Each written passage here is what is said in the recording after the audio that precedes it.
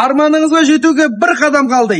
Дәйгі ұрып соққан домдардан 8-ші қабатта бір бөлмелі пәтеріміз сатылымға шығып жатыр. Жап жаңа ремонттармен жаныңызға жайлылық сыйлайтын локацияда орналасқан.